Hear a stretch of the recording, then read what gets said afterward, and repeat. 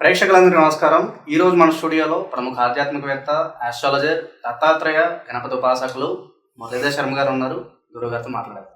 నమస్కారం గురుగారు. మహాదేవ శ్రీమాత్రే నమః. గురుగారు, మే 14 నుంచి జూన్ 1, 2026 వరకు మిథున రాశిలోకి గురుగ్రహ సంచారం జరుగుతుంది. మరి ఈ సంచారం వల్ల కన్యా రాశి వారికి ఎలా ఉండబోతుంది? ప్లస్ అంటారా, మైనస్ అంటారా? ఎలాంటి జాగ్రత్తలు తీసుకోవాలి కన్యా రాశి వారికి? కన్యా రాశి వారికి ఆల్రెడీ సప్తమ శనైశ్వరుడు కొంత వీరి యొక్క పవర్ను లాగేసుకుంది. అంటే మ్యారిటికల్ లైఫ్లో ఇబ్బందులు కావచ్చును, లేదా కొంత ఇల్లీగల్ అఫైర్స్ను వీరికి అటాచ్ చేసే అటువంటి పనిలో కావచ్చును, తెలిసి తెలియక ఇదే జీవితం అనుకుంటాం, ఎవరికేం తెలుసు.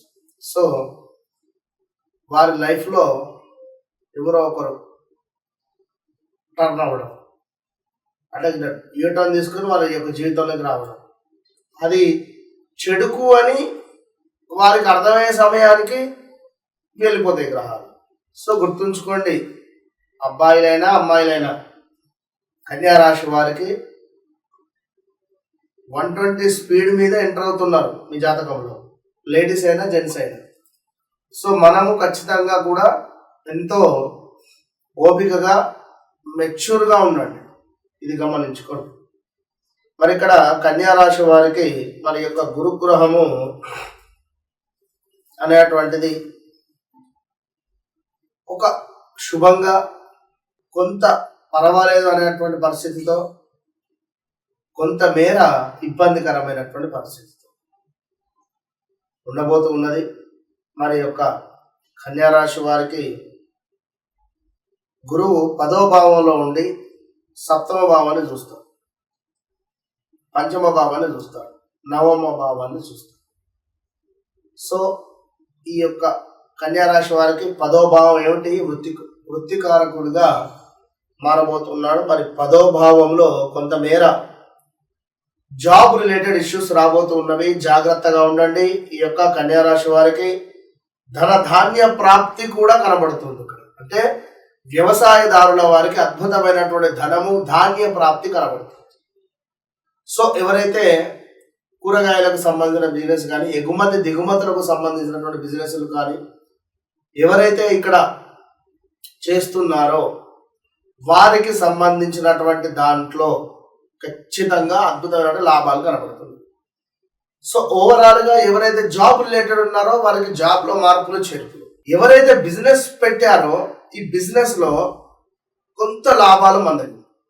సో వీరికి కూడా కొంతమేర కన్యా రాశి వారికి ధనభావానికి సంబంధించినటువంటి రేఖ నడుస్తూ ఉంది. అదేవిధంగా ఆదాయానికి మించినటువంటి ఖర్చు కనబడుతుంది.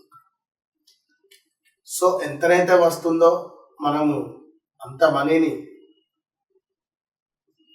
కొంత సేవింగ్స్ చేసుకునే ప్రయత్నం చేయాలి, కొంతమేర సేవింగ్ చేసుకునే ప్రయత్నం చేయాలి. సో వచ్చిందల్లా మనము అమౌంట్ను ఖర్చు చేయడం వల్ల ఆదాయానికి మించిన ఖర్చే అవుతుంది. ఇక్కడ ఒక విషయం ఏమిటంటే, ఆదాయానికి మించిన ఖర్చు అంటే మీ దగ్గర 1,00,000 రూపాయలు ఉన్నాయి. సో మంత్లీ మెయింటెనెన్స్ ఒక 15,000 అవుతుంది. మీకు ఒక బిజినెస్ స్టార్ట్ చేయాలి. మీరు ఎంత బిజినెస్ స్టార్ట్ చేయాలి మీ ఆలోచన ప్రకారంగా? మరియు ఆర్భాటాలు పోకుండా, ఓవర్గా కట్టకుండా వాళ్ళ స్థాయికి తగ్గట్టు. సో ఒక 50,000. ఈ 50,000 మన బలం, మన ధైర్యం పక్కకు ఉన్నది. 2-3 నెలలు నేను గట్టిగా కాగలుగుతా. 6,000 ఇంటికి రాయి, మీరు 3-4,000 బలానా. ఇది మనం ఎప్పుడైతే స్ట్రక్ చేసి పెట్టుకున్నామో 50,000లో ఏదో బిజినెస్, కూరగాయల లేదా మిర్చి బండియా లేదా మరొకటి బిజినెస్, దీంతో మొదలుపెట్టిన దాంతో తప్పకుండా సాధించాలి, మనము తప్పకుండా ముందుకు వెళ్ళాలి అనేటువంటి భావనతో 100% ఎఫర్ట్ పెట్టి ఎవరైతే చేస్తారో వారు ఖచ్చితంగా సక్సెస్ అవుతారు. ఒక నెల కాకుండా ఈ నెల ఈ డబ్బులతో మేనేజ్ చేయొచ్చు, 2వ నెల కాకుండా డబ్బులతో మేనేజ్ చేయొచ్చు, 3వ నెల అంటే 100% నువ్వు క్లిక్ అవుతావు. ఇంతటి ఓపిక నువ్వు అక్కడ ఉన్నావు అంటే జనాలు చూస్తూ ఉంటారు, తప్పకుండా నీ దగ్గర కొనేటువంటి ప్రయత్నం చేస్తారు, నీకు చెయ్యి తిరుగుతుంది. సో 2 నెలల్లో మరీ రూపాయి రాకుండా అయితే ఉండదు కదా. కనుక ఇదే ఇక్కడ 1,00,000 ఉన్నవి నేను ఇంకా 1,00,000 తీసుకువస్తా, నెలకి ఎంత 10% కదా, లేకపోతే 5% కదా, ఏం లేకుండా 10 లక్షలు అప్పు తెచ్చి కూడా పెడతారు, 10% కూడా తీసుకువచ్చి పెడతారు. ఆదాయానికి మించినటువంటి ఖర్చు ఎప్పుడైతే మనం చేస్తామో నయం బాగాలేదంటున్నాడు. నువ్వు ఆదాయానికి మించిన ఖర్చు ఎందుకు చేస్తావు? ఎందుకు నమ్ముతావు? వాడిని నమ్మి ఎందుకు ₹1,00,000 ఇస్తావు? సో ఓవరాల్గా ఇవన్నీ మనం చూసుకొని ముందుకు వెళ్ళాలి. ఉదాహరణకు భరణి నక్షత్రం, అదేవిధంగా అశ్విని నక్షత్రం. ఈ భరణి అశ్విని నక్షత్రానికి సంబంధించినటువంటి వారు పార్ట్నర్షిప్లో ఉన్న వీరికి వారు డబ్బులు ఇచ్చినా, వారికి వీరు డబ్బులు ఇచ్చినా తిరిగి వచ్చే ఛాన్సెస్ ఎక్కువ ఉంటుంది. వీరి కమిట్మెంట్ ఆ విధంగా ఉంటుంది. మోసము కానీ వీరిని ఎగ్గొట్టడం కానీ ఏది ఉండదు. సో ఇలా కొన్ని నక్షత్రాలు ఉంటాయి.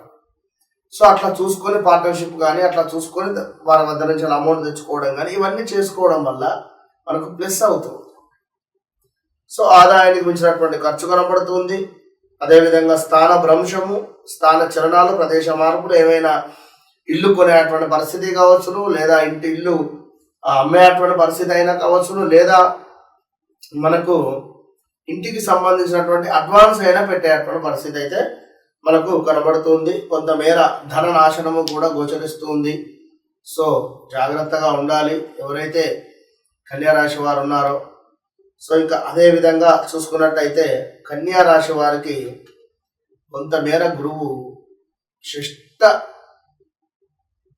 చూపుతో, 6వ చూపుతో కొంత ఇబ్బందికరంగా మారబోతుంది. అదైతే జాగ్రత్తగా ఉండాలి. ఏమిటి అంటే మనకు ఉద్యోగాలలో మార్పిడి, ఇక్కడ కూడా అనూహ్యమైనటువంటి ఆపదలు గోచరిస్తున్నాయి. పై అధికారుల నుండి చివాట్లు, కొన్ని వస్తువులు దొంగతనానికి గురయ్యే పరిస్థితి ఉంది.